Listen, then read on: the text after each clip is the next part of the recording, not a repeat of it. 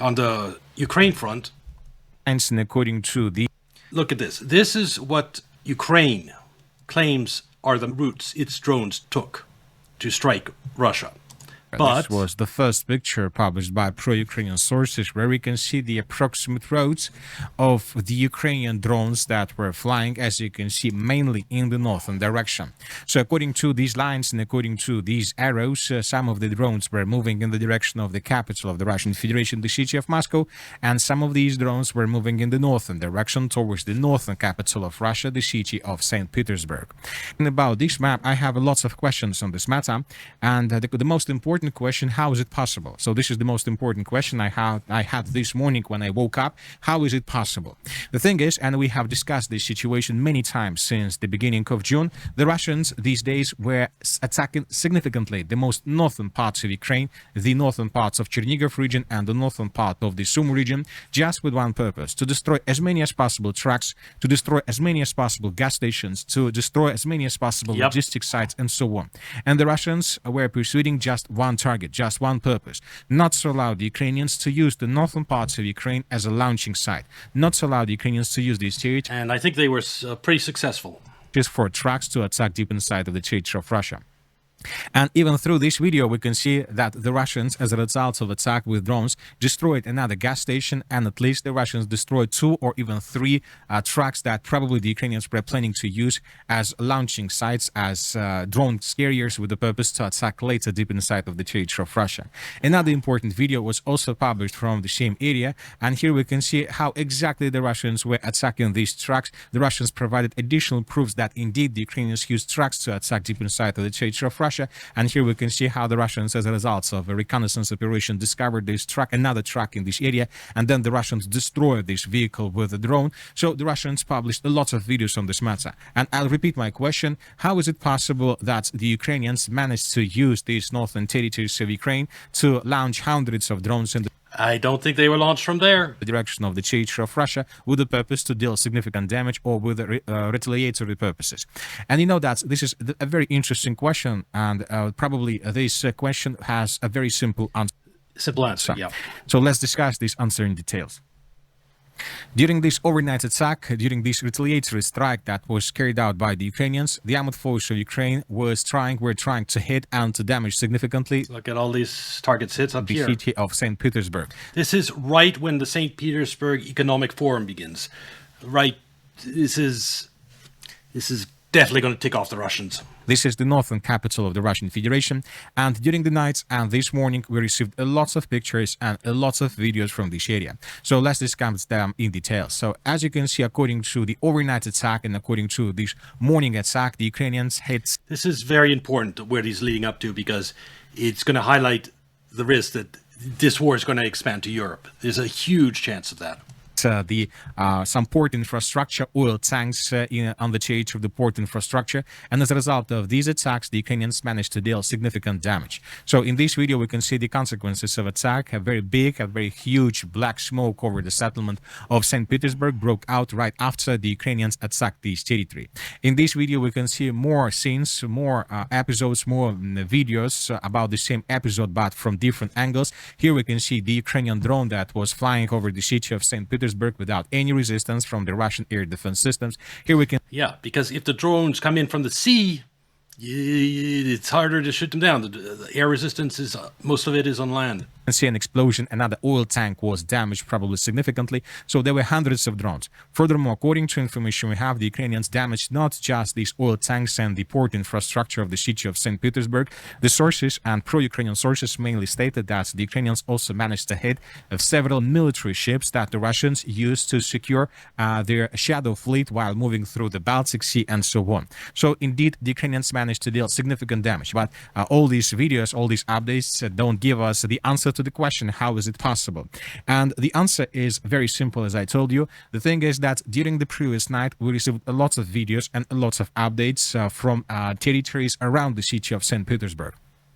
For example, like up here. If these drones are coming from Ukraine, why is there video from up here? This is probably the most important video that was published during the night and during this morning. And in this video, we can see a drone that was flying in the direction of the capital, the northern capital of Russia, the city of St. Petersburg. And this drone was flying from the area of the Gulf right there at the edge of the sea. Of Finland, not from the territory of Russia, not from any other territory, but from the territory of the Gulf of Finland. This video was made by Gulf of Finland here. So the drones are coming in this way. Yeah, it doesn't seem like those drones are coming in from Ukraine, does it? By pro-Russian sources, by locals, basically, by people of the city of St. Petersburg. Here we have this drone, and if we return back to the map, we would see that this drone launched by the armed forces of Ukraine was moving along this direction. So obviously, and when talking about these arrows and these lines, we see that these lines have nothing common with this map, because the Ukrainian drone most likely wasn't flying something like this to attack the territory of Russia. And even if this drone was that ridiculous flying like this, one thing is clear. One thing you have to understand, these drones, yes, some of them can reach very far. But the farther they reach, the more fuel you need to load up into them, and the less explosives you can put into it. So if you have a drone shot from here, following that route, you could probably get a drone to do that, as long as it didn't have any explosive at all on it, and it just had fuel. And that's not, we are seeing explosions here. So if you're NATO and you want to do the most damage possible from Russia, you want the route the drones take to be as short as possible, so you can put in as much explosives as possible and do damage. You don't want to shoot these from Russia. You want to shoot these from the Baltic states. Because these drones fly hyper low to the ground. If you saw that video of that drone basically skimming the water, since they fly so low, radars can't detect them at big range, like maybe only like 20 miles or so. So you fire them. There's no way for Russia to tell where they're coming from by radar or visually. They could be fired from the Baltic states, or they could be fired from Ukraine and going all the way around. But based on the size of the explosion and the amount of damage they're doing, these drones were fired much, much closer to Russia than Ukraine. This drone crossed the airspace of the Baltic states. And on this matter, we also have lots of very interesting updates. During the evening and during the morning and nights of the 3rd of June of 2026, several sources published updates on the matter of alerts through the state of Estonia. Air raid alert issued for 6 countries in Estonia overnight during the Ukraine's mass. Some reports I've heard is that they're shooting them from Latvia. Right here, Latvia. So they're firing from here, go through Estonia, and then they go over and hit St. Petersburg. If they were firing all the way from Ukraine, these drones would have virtually no explosives in them whatsoever by the time Belarus is a Russian ally. And these drones aren't flying over its territory. One, Belarus would shoot them down. 2, there'd be videos of it if they were going through Belarus. So if you believe they're coming from Ukraine, they must be taking this path here and then going to St. Petersburg. These drones would have virtually no explosives in them. They would not be doing any damage at all. So they're likely being shot from Latvia. Go through Estonia, and then through the Gulf of Finland. And that's basically European-produced drones being shot from EU territory through EU airspace and striking critical infrastructure in Russia. It's the EU attacking Russia. Ukraine's not involved anymore. It's an excuse. It's a plausible deniability. Yes, the Ukraine war is going on, so we can just attack Russia and pretend the Ukrainians did it. That's what the Europe is doing. And I don't know how long the Russians are going to put up with it, because word is they are absolutely fed up. Attack on the western part of Russia, the city St. Petersburg. Air raid alert issued in several regions. That was stated by Estonian Defense Forces. Ukrainian long-range drones were flying near crossing Estonian airspace. So this is the most important thing. Another article published by another expert: during the attack on St. Petersburg, air raid alerts were issued 8 out of 15 countries in Estonia due to threats from Ukrainian drone flight, which means that during the overnight attack, the Ukrainians were using the airspace of Estonia. But once again, the question is whether the Ukrainians were flying like this to attack the territory of St. Petersburg, or the Ukrainians at the beginning were launching their drones from the Gulf of Finland and they were moving through the airspace of Estonia to attack the city. As of now, we don't it's have... possible they were shot, from anywhere. From Finland, from the boats out here, from Finland itself, from Latvia. It's maybe some of all of the above. And the one thing is certain is these drones are not coming from Ukraine. To this question, but one thing is clear, that according to these updates, even according to this video, we see that most likely the airspace of NATO countries was involved during this overnight attack. And once again, as a result of attack, port infrastructure and several fuel tanks were damaged and destroyed. Furthermore, according to information we have, the Ukrainians managed to hit and to maybe even destroy or to damage several military ships that the Russians were using for their shadow fleet purposes. They were securing their roads.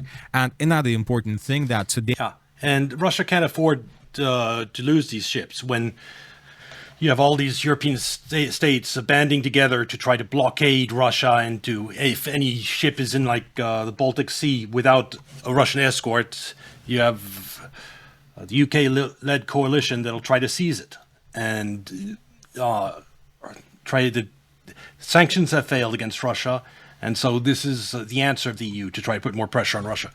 And Russia's responded by giving escorts to its ships, but if... I don't know if this drone strike alone is going to be enough to end that, but if it allows more strikes like this, more of its ships to be hit, eventually they're not going to have any military ships to escort their civilian fleet. And then the blockade that the EU is leading will actually be able to seize ships, because Europe doesn't dare go after any ships escorted by a Russian destroyer. But the answer is quote unquote Ukrainian drones made in Europe, shot from Europe, to hit ships and to go. Yeah, Russia can't allow this to continue. Today, the major or the big Peters Economical Forum begins. So today, lots of people from different countries are coming for St. Petersburg to discuss the business, to talk about the business. And for example, yesterday in the evening, the special Shukov made lots of very interesting statements. It's an embarrassment for Russia too to have this happen to St. Petersburg during the economic forum. On this matter. For example, according to information we have, the official delegation of the United States will also participate in the St. Petersburg International Economic Forum. So that's the story. Let's hear some more from different commentators on this. Hello, my dear friends. You're in the middle of... This is the one I want. At least you're optimistic. On the Ukraine war.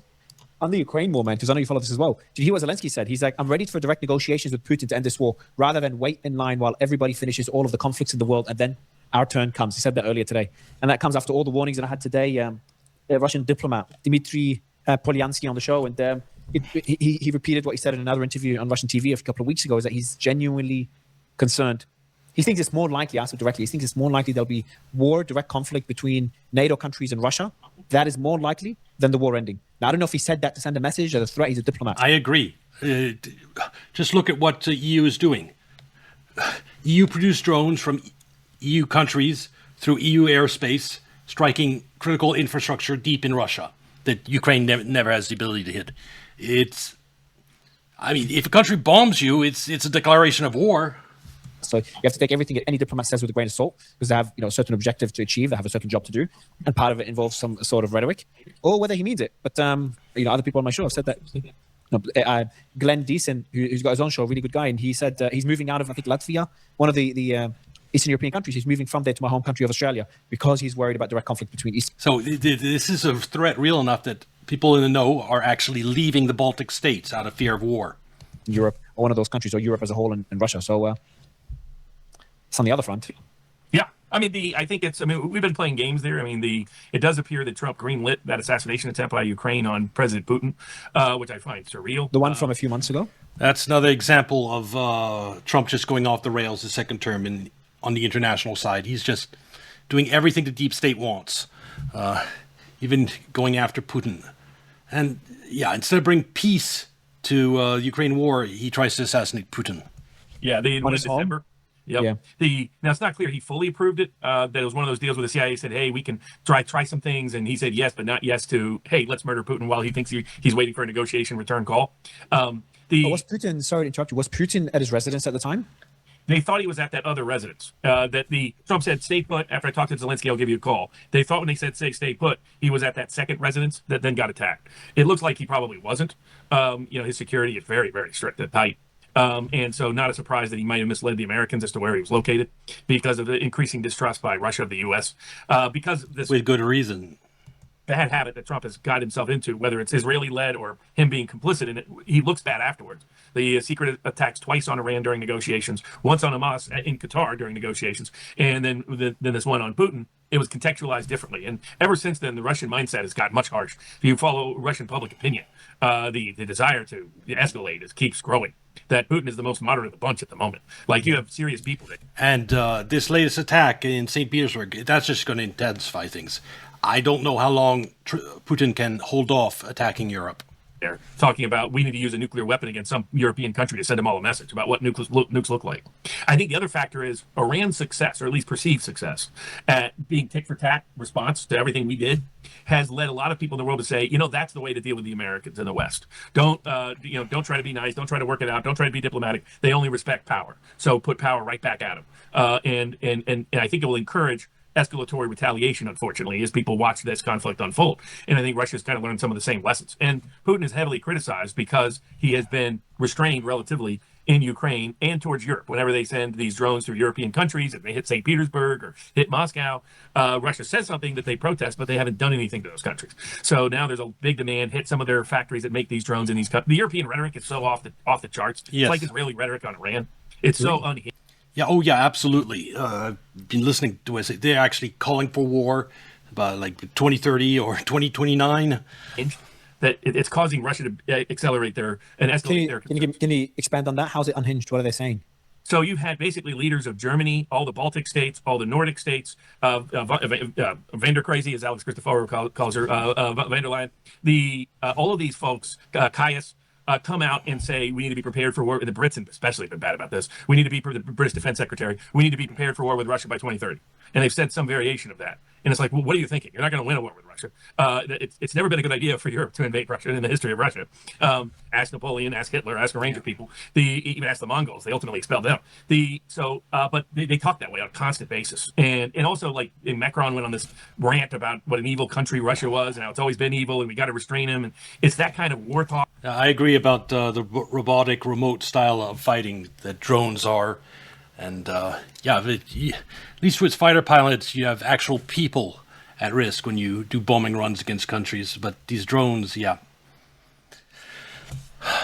Europe is extra willing to use them because there's no human pilots. Talk and demonization talk that then when a bus gets hit, when a civilian bridge gets hit, when a school teacher's college gets hit, it triggers immediate pure rage in the Russian public and audience. That's like, well, this is only because Putin hasn't sent a real message. Look at what Iran did. Iran shut down Iran. Look at what Iran did. The economy. Iran retaliated against any country that was in any way, shape, or form complicit in the attacks, even if it was just hosting a military base. Iran did that, and it was super effective. Whereas Russia knows where these drones are being produced. They're being produced in the EU.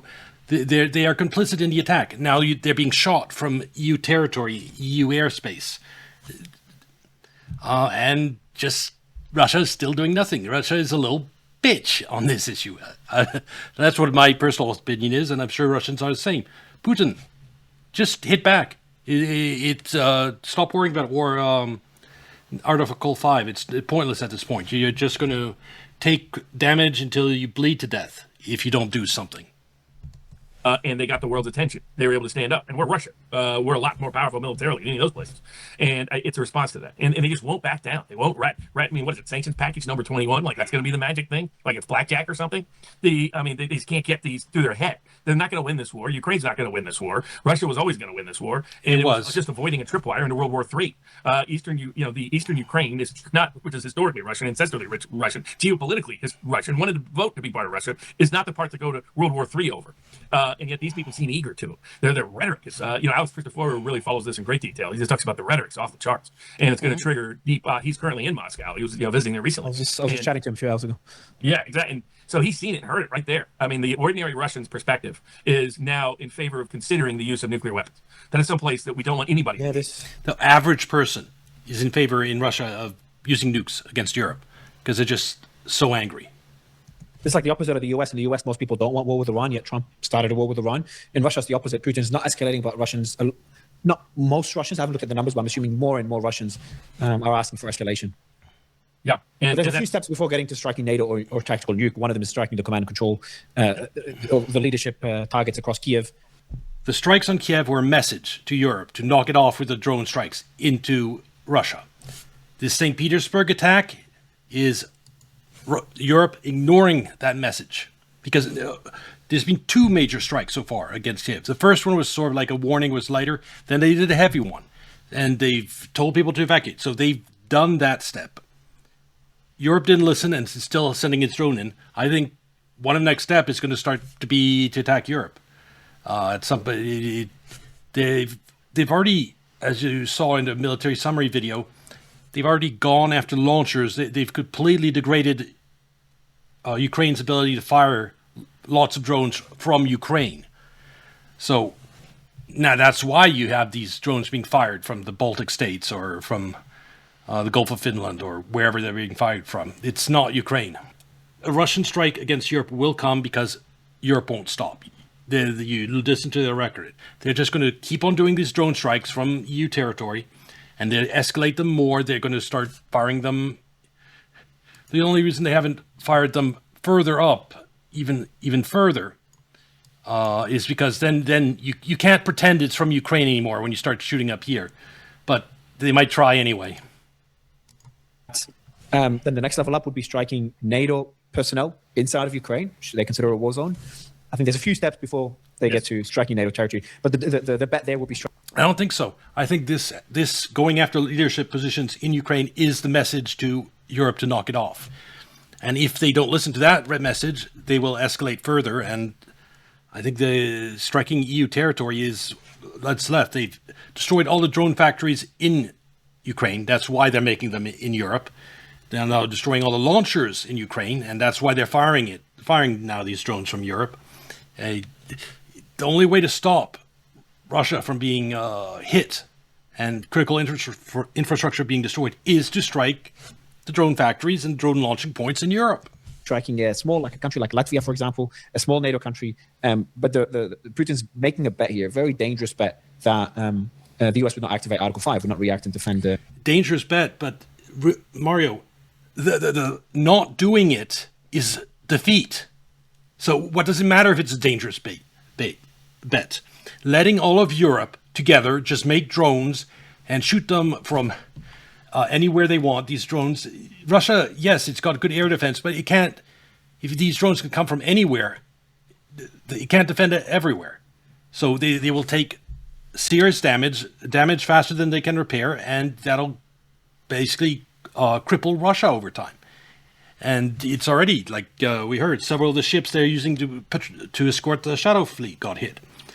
If a couple more get hit, might be serious trouble for Russia. It has to do something. To not strike NATO is defeat. So if certain defeat is on one side, you do the other option. It doesn't matter how dangerous it is. Stop being stupid, Mario.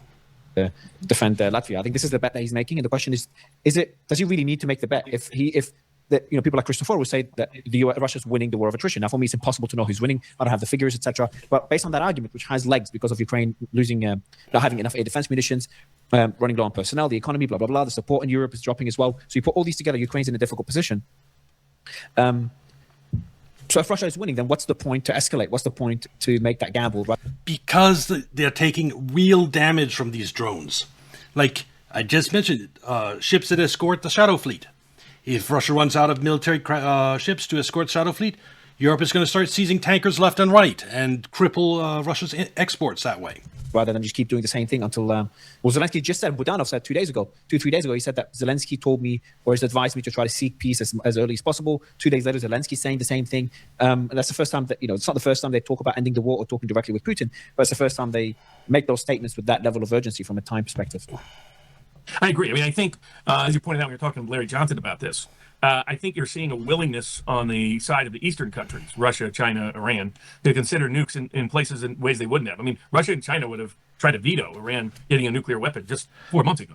And now they're turning a blind eye to them developing a nuclear weapon because that's what the West has done. Our out-of-control behavior in the Ukraine war and anti-Russian Russophobic rhetoric and sanctions and seizing ships on the high seas and bragging about trying to squeeze economies and decapitation assassination strikes, all this has done is led Russia and China and Iran to an escalatory stage on the ladder that they never would have thought of just 6 months ago as possible. So I think that the problem is the West. He put it perfectly. That's exactly what happened. China, too, even though its involvement is less seen, it met with Putin. Putin went to China and met Xi, and he got the okay for this escalation in Ukraine, and he's been told to do whatever is necessary. So everyone's more war happy in those three countries now, because we forced them there. The West needs to get in check. If the West doesn't get in check, they're going to meet, and it's the historical places that the West loses. Whether it's Russia, the Persians, or the Chinese, you're talking about three civilizations that sooner or later survive because they're the three longest-lasting civilizations in the world. Yeah, they are the three longest-lasting civilizations in the world. That is true. And they're pushing back over Western hubris. And we have it in, Trump was elected not to go down this path. Trump was elected to get peace with Russia. Trump was elected to get peace deals around peace president around the world, the board of peace. That's what he was. That is what I voted for. It's not what I've gotten. New wars, Trump. He has betrayed that promise to his great domestic political detriment. But all of these escalations are leading to people considering the use of weapons and tools that they would have never thought of just 6 months ago. What do you think happened to the? I was asking Alex a question, and it's a difficult answer. It's a difficult question for him to answer because we don't really know. But I'll ask you anyway to get your thoughts on it. What happened to the Alaska negotiations? We were getting close. It seemed everyone was very optimistic. We had progress. There were a 14-point plan, if I remember correctly, and Russia responded with their own plan, and Ukraine had their own plan. Everything was moving in the right direction, and then kaput. Everything goes quiet. Everyone moves on like there was never peace negotiations in the first place. Do you know what happened? What do you think? Trump wasn't willing to pressure Ukraine, and so we never went anywhere. That's the short answer. Don't need to know more than that. I don't even need to hear his answer to this. So that's the situation. Russian strike on NATO is just a matter of time because Europe is going to continue its drone attacks deep into Russia from NATO territory through NATO airspace. And it's probably continue seizing ships. And, France seized another Russian-linked tanker that had Russian cargo just today, I believe. They're just escalating, provoking. And Russia will eventually respond. They're ignoring all red lines and all warnings. All right. This will be on YouTube. Like and subscribe. Come watch on Kick or Twitch. And I'll see you next video. Bye.